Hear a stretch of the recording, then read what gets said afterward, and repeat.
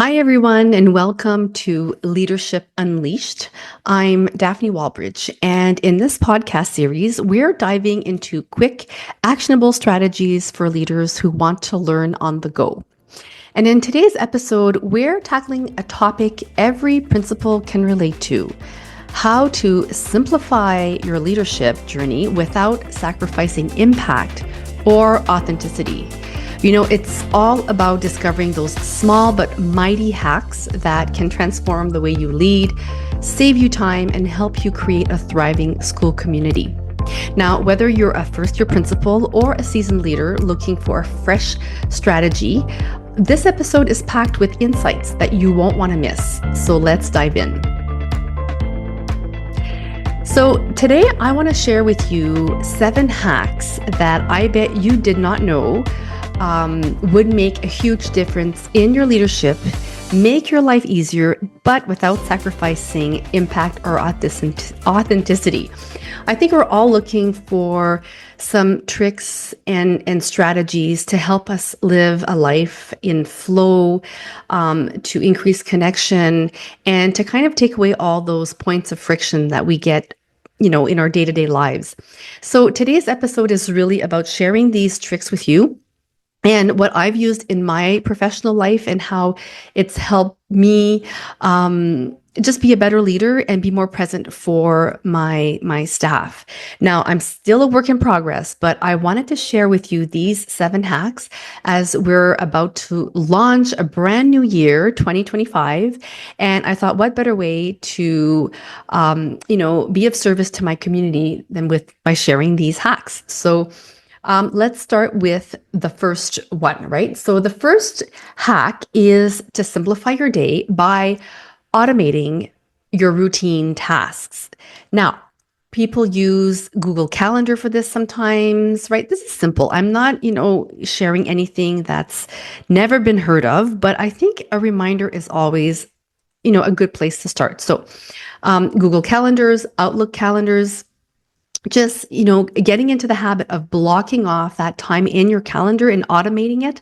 If you can add that the repeat, you can always add that that function where you can just repeat these tasks that need to be just planned weekly, right, or daily.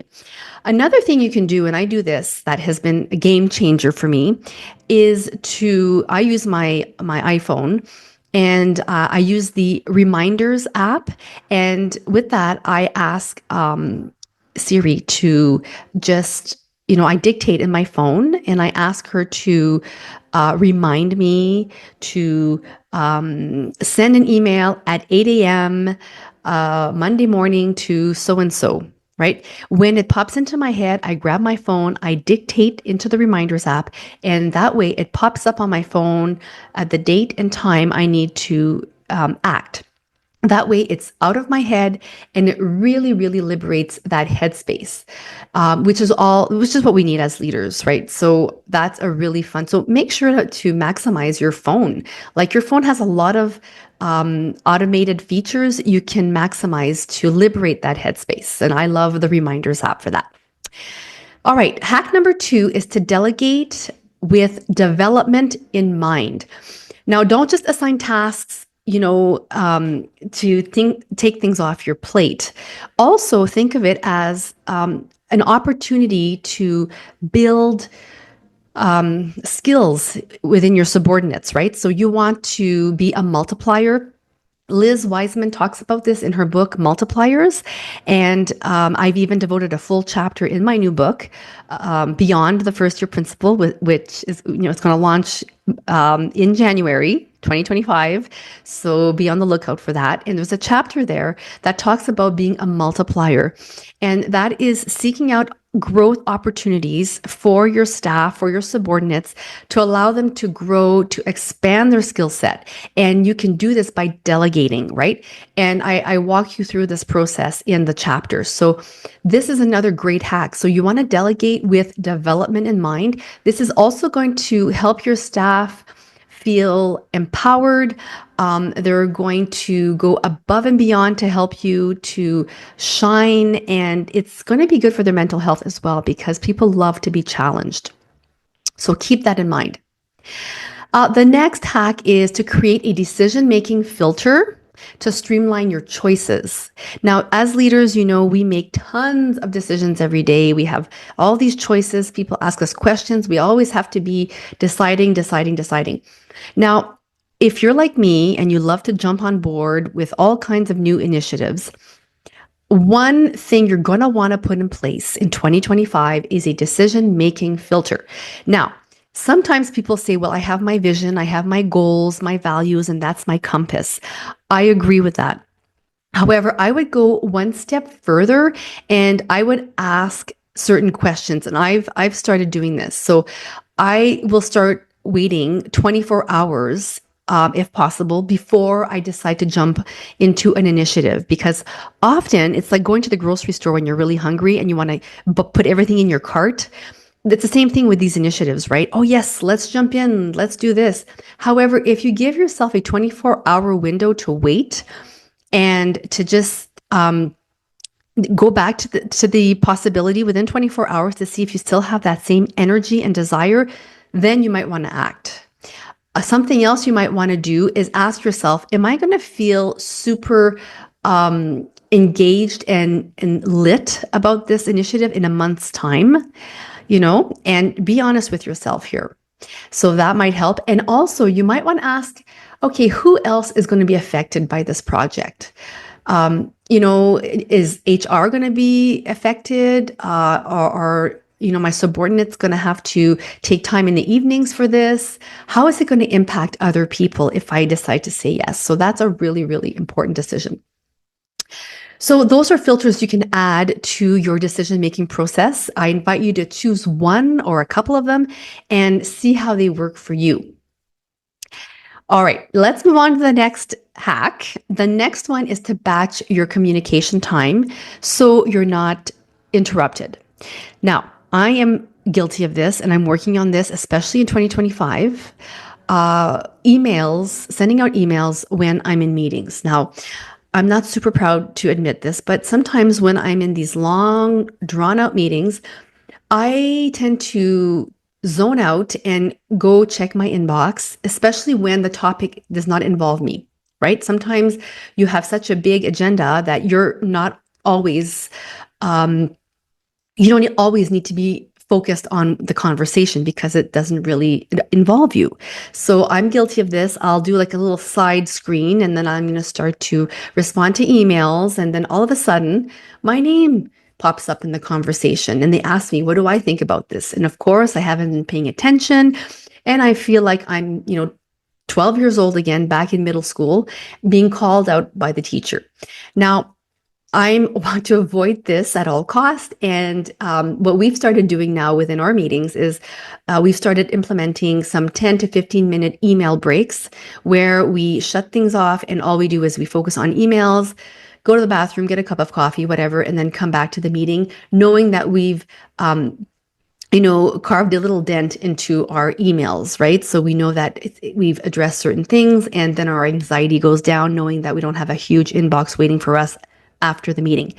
Another thing that you can do, obviously, is block off some time. Remember, we talked about time blocking earlier.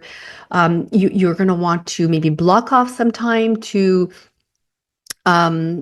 just answer emails with no disruptions. And that way, you're not going to be, your risk of, writing and having some mistakes or just sending it to wrong people and whatever. You know what happens when you multitask and send emails. It's always kind of a mess, right? So you want to avoid that. And also you're going to cut down your time and you're going to see that you're going to reduce your response time by probably half. So it's a really good hack to just batch your communication time to make sure that you just focus on emails or other tasks for that matter. But I just used emails as an example. The other hack, we're moving along now. The other hack is to incorporate a 1-minute meeting. So we call these TikTok meetings and we have them where I work. And every morning the administration, meets and we have maybe 10 to 15 minutes set aside where we all go through our day, our priorities. We have 60 seconds to 90 seconds to do this. And it's also a way to break down silos, to find out what other people are working on, and to offer support, and to maybe, book an appointment with somebody else saying, hey, if you have time today, I need to consult with you regarding, such a topic, or whatever. So it's just a little check-in. You can do this depending on your reality. You can do this only when, something, if there's an emergency, or if there's an initiative you're launching, or you might want to, incorporate this in your practice, your daily practice. But it does work well. It gives you a chance to see people, to just have a little check-in, especially when you're working on an initiative. Now, another hack I want to talk about is leveraging feedback loops by regularly asking your team what's working and what's not. Now, this is a habit that's great to get into as you start your leadership journey, to, set the table, to set the foundation that this is something that you're going to be doing regularly. And you're also acting as a great model for your team, letting them know that this is how it's natural, right, to get feedback. Now, the feedback always needs to be focused on the task, the project, improving processes and procedures, and it's never about the individual. Right. So this is really important. I also talk about this in my upcoming book, Beyond the First Year Principle. There is a chapter on this, and I talk about how they use this with, with the brain trust, with Ed Catmull, and in Pixar, and how they leverage feedback loops. So that's another hack that's really, really important to look into. And I'd like to finish with one last practice or leadership hack. And this one is ending each day with a list of wins. Now, you can be writing down 1 to 2, maybe 3 wins, no matter how small. It's a really powerful habit to get into because it shifts your mindset to focus on progress. It primes your brain to look for possibilities, for growth, and you just feel good, finishing the day by taking some time to consciously go through your day and write down what went well. And this is what we call a high five habit, to quote Mel Robbins. So this is something she would definitely approve of. So it's really great, and it's something that can help you create a really unshakable mindset.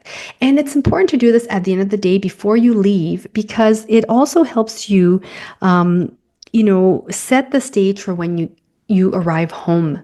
No matter what kind of day you've had, you're setting the stage to have good energy for your family and to be present for them. So this is a really, really simple but powerful practice. And sit there and soak it in, right? Don't just write things down and check off the box that you've written it down. Go over it, and even go over your other, wins of the week. Just soak it in, and you'll feel much better. So that is it. Those are the hacks I wanted to share with you for 2025. I want to thank you for tuning in to this episode of Leadership Unleashed. I hope you're leaving here with some practical insights that you can apply to your leadership journey right away, because insight without action is really a loss. You don't want this to be some more learning scraps, right? So my challenge for you is to pick one hack that I've mentioned today and to take action. So it could be as small as, plugging it into your calendar, or reading an article on something that aligns with one of the hacks, or trying that reminder app that I've talked about at the first hack, So do something, don't just sit on this information. So also, if you're ready to take your leadership practice to the next level, then be sure to visit daphnewallbridge.com. I have more resources and tools and strategies there to help you lead with confidence and ease. And you know what? If you found this episode helpful, I'd love if you could subscribe, leave a review, or share it with a fellow leader who could use a little inspiration, all right, to kick things off on the right foot for 2025. So let's keep building this amazing community of empowered leaders together. Until next time, keep leading with purpose and passion. You've got this.